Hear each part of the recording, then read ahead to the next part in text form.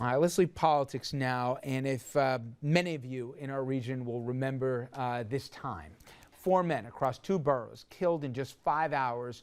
And this just this past weekend. It caps off a bloody New York summer. The New York Times recently called it a summer of easy guns and dead children. And during that summer alone, a 4-year-old boy died of a bullet wound. Another 3-year-old boy hit in the leg as he jumped around a sprinkler. And a 13-year-old boy, he died of a bullet to the back. Now, shootings through the end of August were up more than 5% compared to this same time a year ago.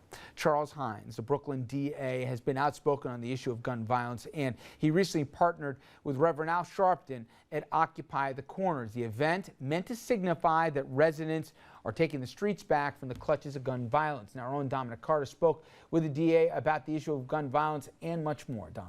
That's accurate, Richard, and we can tell you that Charles Hynes has had a long career, much of it at the intersection, if you will, of race and violence. He first came into the public eye more than 25 years ago when he was the special prosecutor during the Howard Beach trial, which quickly became a national flashpoint. But our conversation, Richard, began with a focus on how gun violence continues to grip urban America. Mayor Bloomberg's radio show from a few Fridays ago. Yeah. This is the same Friday that the shooting occurred near the Empire State Building. Yes. And just minutes before that, the mayor was on the air talking about gun violence. And he had on Tiffany Orr, the mother of young man Ronald Wallace, 13 years old, shot fatally in the back, and the cries of a mother in agony. Too much violence is going on. Too many kids. He was only 13. 13. That was my baby. That was my baby. What do I do? What should I do now? Well, we have too much access to guns, and many of the people who have access to guns, who use them lethally, use them criminally, are folks who have been through the system. People who've gone to prison and have returned. And the startling statistic is that 6 out of 10 people, and this is a national figure, who return from prison to a local community will get rearrested within 3 years, and more than half go back to prison. Now, many of those people have committed crimes of violence, and they've been aided and assisted by a weapon, a knife, typically a gun. And so that's one of the problems. There have been several high-profile incidents, but the actual shootings are down in Brooklyn. Shootings are down in Brooklyn. Shooting victims are down in Brooklyn. We're the only county in the city where that's a fact. The most recent figures from ComStat has 13.3% shooting victims, less than last year, and the actual shooting incidents, Brooklyn is down 10% from last year. Every other county is up. And I believe that has a lot to do with the fact that many of our programs are designed to reduce recidivism rates. I mean, so for example, you know, Brooklyn in 1990, when I had the privilege of becoming DA, was the 5th most violent place in America per capita. We were killing 750 people a year. We average now about 200 murders a year, although last year we were under 200 murders since 1963, first time. And as of this morning, or as of today, the most recent figures, we are 33 fewer murders than we were from last year.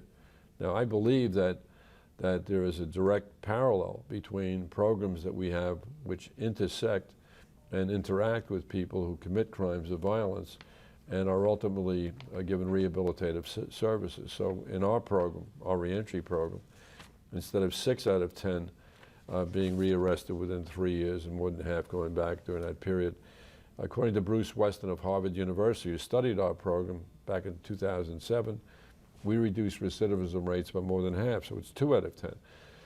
The simple answer to gun violence and reducing gun violence is not simple. It is long-term. You have to have programs that interact with people who have a propensity to commit crimes of violence and often do it with weapons. Mr. DA, I recall from the 1990s, TNT and those types of police tactics were used for the crack epidemic. Do we need something similar to that to deal with the gun problem? Well, remember, in 1990 and before, drive-by shootings were very, very commonplace. Turf wars over drug locations were very serious. You know, we're averaging 160,000 violent crimes a year in Brooklyn. 1 out of every 15 of us was the victim of a violent crime.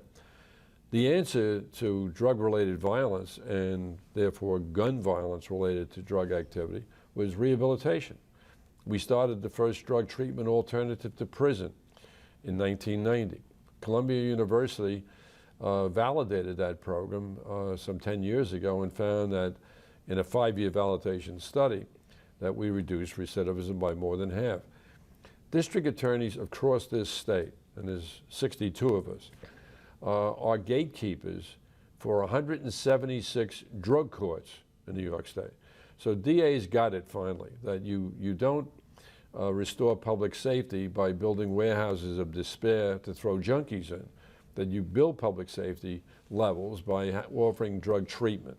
So if I have, you know, a word of advice for anyone in any community is having a problem with drugs, it's treatment rather than prosecution. Senator Moynihan, as you know, back in the 60s, focused on the decline of the black family.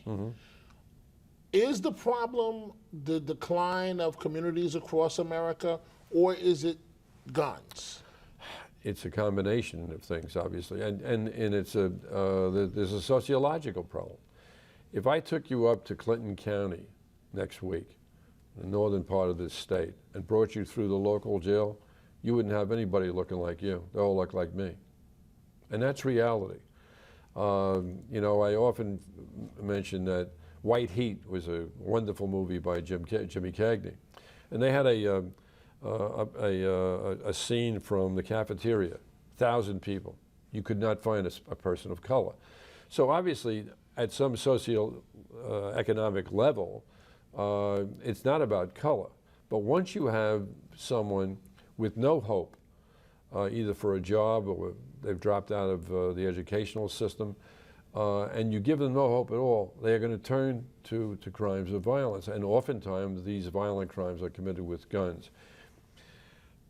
We talked off camera about this obscenity, that in the United States of America, with 12% of the population African American, more than 50% of the prisons are occupied by people of color, African Americans. Something has got to be done about that. Don't you talk about rape, because y'all raped people for 400 years. That's why we got light-skinned Negroes. You want to use the gun, we'll use the gun. It's intolerable and unacceptable. It's the 25th anniversary of when you were the special prosecutor in the Howard Beach racial incident. Reflect on the case and your thoughts 25 years later now. Well, it was a tragic case. Michael Griffith was killed for only one reason, the color of his skin, and it outraged me. And the district attorney at the time basically took a pass. And finally, Governor Cuomo stepped in and appointed me. 25 years ago, this week, is when I moved the case for trial. And there's been enormous changes. And I don't suggest for a moment, since we have a black president, that we live in a post-racial society. I'll be the last one to tell you that. But there are dramatic changes. 25 years ago, all the cops looked like me. They all lived out in Long Island. Ray Kelly, I regard as one of the best police commissioners ever, maybe the best, has diversified the police department to the extent that more than 50% are people of color. Many of them are African Americans at all different ranks, 3-star chiefs, 2-star chiefs. There's diversity in the workplace. When 25 years ago, when you were a young radio reporter, very, very few people in the media business looked like you. That's all changed. So there's been a lot of very positive changes. I think people who live in diverse communities, work in diverse areas, get a chance to see each other beyond their color. Really good interview, Dominic. All right, we're going to take a quick break. When we come back, we're going to get back to a question we asked you earlier today, this hour, about how we should remember 9/11 going forward. Stay with us.